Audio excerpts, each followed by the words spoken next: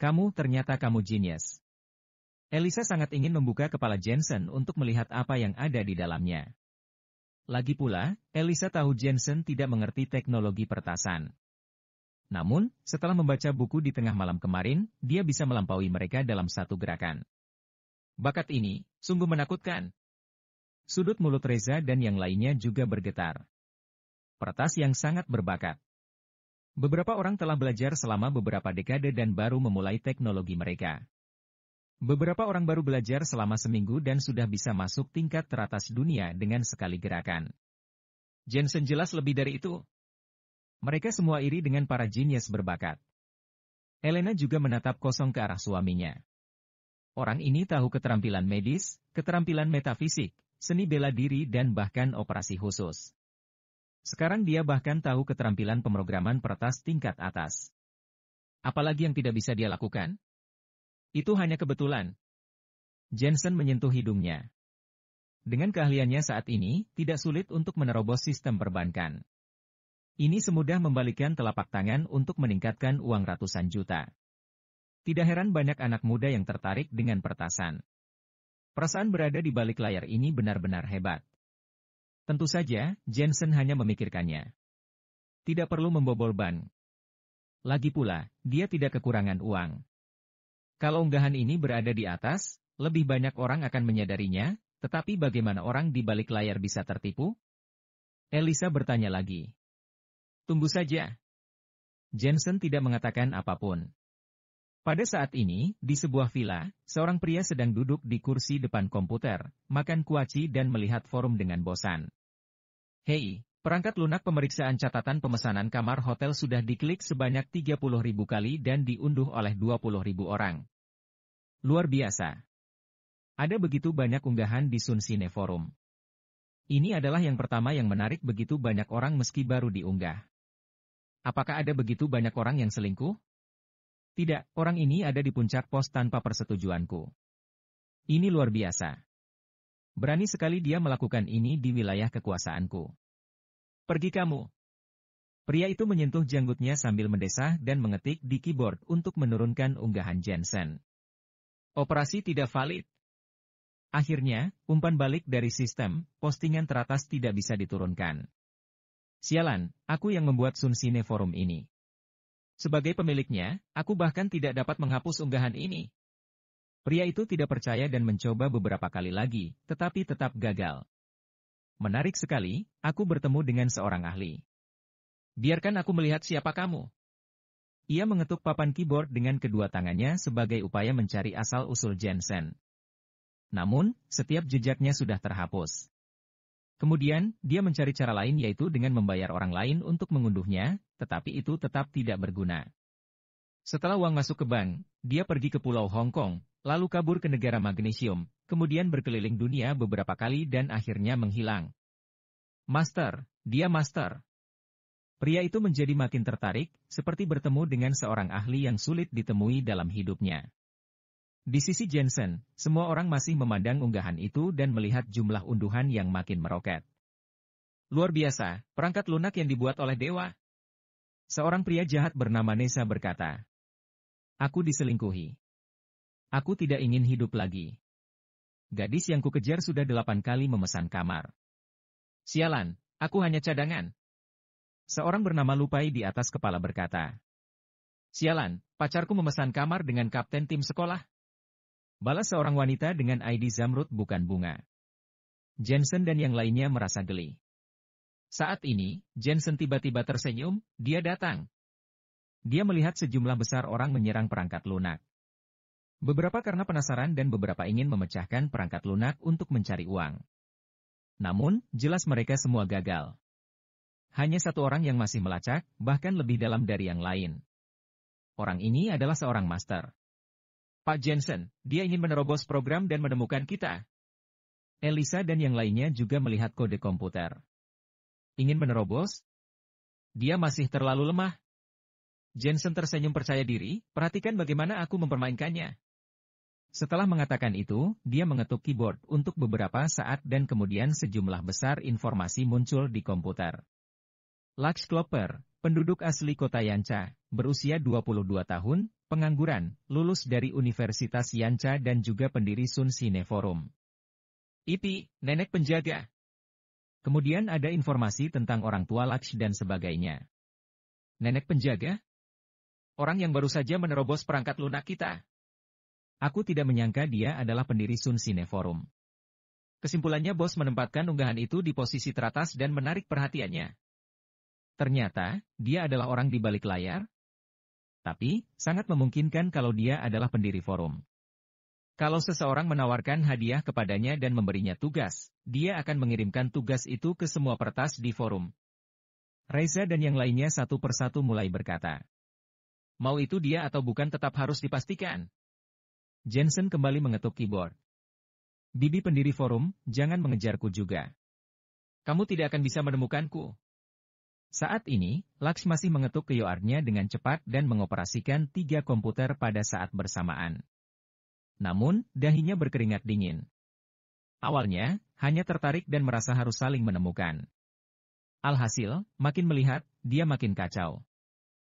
Dia kabur ke Asia Tenggara dan Eropa sekaligus. Dia tidak tahu mana yang benar dan mana yang salah. Pada saat yang sama, layar 3 komputer berubah menjadi hitam pada saat bersamaan dan serangkaian kata muncul di layar. Bibi pendiri forum, jangan mengejarku juga. Kamu tidak bisa mengejarku. Sialan, dia benar-benar seorang ahli. Pihak lain menemukan bahwa saat dia melacak, dia makin mengunci posisinya sendiri. Laksh menjabat tangannya dan bertanya dengan ragu-ragu, kamu tahu aku? Perlu diketahui bahwa keterampilan meretasnya termasuk yang terbaik di Huaxia dan dia juga sangat terkenal di lingkaran peretas global. Kalau tidak, Sun Sine Forumnya akan diterobos oleh seseorang sejak lama. Namun, sekarang pihak lain tidak hanya masuk ke forumnya, tetapi juga langsung meretas komputernya. Perlu diketahui, komputernya memiliki perangkat lunak antivirus dan pintu pelindung. Siapa yang bisa meretas kecuali dia? Beruntungnya aku tahu, kamu, Laksh Klopper, orang tuamu bekerja di bank, dan keluargamu adalah generasi kedua dan kamu sangat kaya. Kamu pengangguran dan kamu hanya mengunduh program online setiap hari. Selain itu, kamu suka bermain permainan ponsel dan skateboard, terutama skateboard, kamu sering masuk ke forum asing untuk membeli peralatan. Sebuah paragraf muncul di komputer lagi. Gluk! Laksh duduk di tanah dan menggigil. Orang itu tidak hanya meretas komputernya, tetapi dia juga tahu informasinya. Dalam sekejap, dia langsung merasa terlihat. Bagaimanapun, peretas paling takut informasinya terungkap dan tidak memiliki rasa aman. Rasanya seperti tertangkap polisi dan dibawa masuk ke ruang interogasi. Saudaraku, kamu luar biasa, tapi aku tidak percaya kamu begitu mengagumkan. Cepat atau lambat aku pasti menemukanmu, jawab Laksh. Oke, aku kasih waktu 3 hari. Jangan ragu untuk mencariku. Aku akan mencarimu 3 hari kemudian.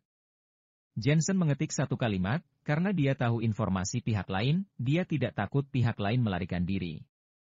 Sebaliknya, dia ingin menemukan orang di balik layar dari mulut pihak lain.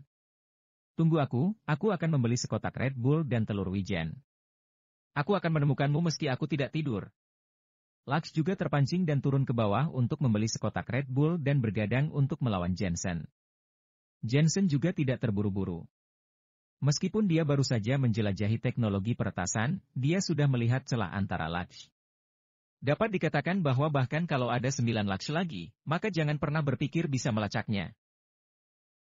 Selanjutnya, Jensen membereskan masalah kerentanan sistem grup aliansi Senlena. Bersama dengan Elisa dan yang lainnya, mereka saling bertukar pendapat dan berencana untuk membuat sistem yang lebih aman dalam waktu 3 hari. Elena menatap Jensen yang sibuk.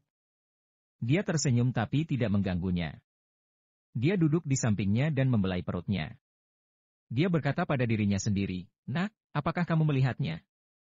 Itu ayahmu, seorang pejuang yang serba bisa." Malam berikutnya, sistem baru selesai dibuat oleh Jensen dan yang lainnya. Sistem itu lebih aman dan juga lebih cepat. Kemudian, diteruskan ke Natasha dan yang lainnya.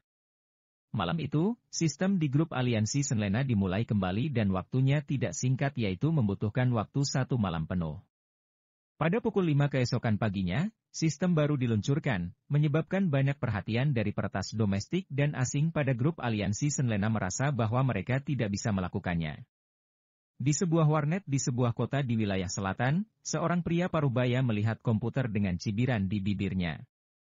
Aku sudah bertemu dengan seorang ahli. Kalau ingin menerobos sistem seperti itu, mungkin tidak akan dapat melakukannya selama beberapa dekade. Sepertinya tidak mungkin bisa meretas grup aliansi Senlena lagi, tapi aku sudah memiliki informasi di tanganku yang cukup untuk diperdagangkan. Setelah pria parubaya itu selesai berbicara, dia mematikan komputer, memakai topinya dan meninggalkan warnet. Di sisi lain, di sebuah villa di kota Yancha, Laksh mengetuk keyboard tanpa tenaga dengan lingkaran hitam di bawah matanya. Dan di lantai, penuh dengan botol Red Bull. Setelah 3 hari 3 malam pengejaran, dia bahkan tidak bisa mengejarnya dan seluruh tubuhnya hampir tumbang. Pada akhirnya, aku tetap harus menanggung semuanya sendirian. Laksh ingin menangis. Informasinya tertangkap oleh orang lain, tetapi dia tidak bisa melakukannya. Diperkirakan Laksh akan dikendalikan oleh orang lain. Bagaimana, Laksh? Tak lama kemudian, sebaris kata muncul di layar hitam komputer. Sial, meretas komputerku semudah pergi ke toilet umum. Mata Laksh merah padam dan dia menjambak rambutnya yang berantakan karena kesal. Ya Tuhan, aku sudah mengejarmu dari belahan bumi ujung selatan hingga ujung utara selama 3 hari ini. Hasilnya semua palsu. Bahkan jika aku menemukan sesuatu serupa, aku yakin itu bukan kamu, karena di sana itu Afrika, dan kamu pasti di Huasia. Kakak, aku mengagumimu, bagaimana kamu melakukannya? Laksh mengetuk keyboard dan akhirnya muncul sebuah kalimat yang membuatnya lega. Tidak begitu melelahkan mengakui kekalahan. Ini sangat sederhana. Alamat IP itu seperti kode QR. Dapat berubah setiap saat. Sesederhana itu, jawab Jensen. Sesederhana itukah? Laksh hampir pingsan. Tentu saja, dia tahu tentang kode QR, tetapi tidak mungkin mencari tahu alamat IP dari kode QR. Sama seperti sepeda dan roket, struktur mereka tidak sama. Dia akhirnya mengerti bahwa perbedaan antara dia dan orang misterius ini seperti perbedaan antara bumi dan bulan. Saudaraku, aku kagum padamu. Aku tidak tahu harus memanggilmu apa. Laksh mengetik di keyboard. Aku, bayangan naga, jawab Jensen. Laksh segera memikirkan para ahli di dalam dan luar negeri, tetapi tidak ada peretas yang bernama bayangan naga. Mungkinkah itu yang baru naik daun? Hal ini sangat memungkinkan. Bagaimanapun, lingkaran peretas melihat bakat. Orang baru sering naik dan melampaui orang lama dengan satu gerakan. Saudaraku, kita bisa lebih mengenal satu sama lain. Beri aku lebih banyak pengarahan saat kamu punya waktu, jawab Laksh. Pengarahan saja tidak cukup, ayo kita saling belajar. Jensen perlahan mengetik di keyboard dan bertanya, omong-omong, ada satu hal yang ingin kutanyakan padamu. Seminggu yang lalu, apakah kamu mengunggah misi di forum dan membuat semua peretas menyerang sistem grup aliansi Senlena? Laksh ragu-ragu lalu berkata, tidak masalah kalau aku memberitahumu. Aku memang mengirim misi dan aku juga mengirimkannya atas nama aku. Bayangan naga ini sudah mengetahui asal-usulnya, jadi dia tidak menyembunyikannya. Sebaliknya, orang yang mengunggah misi itu mencarinya melalui internet.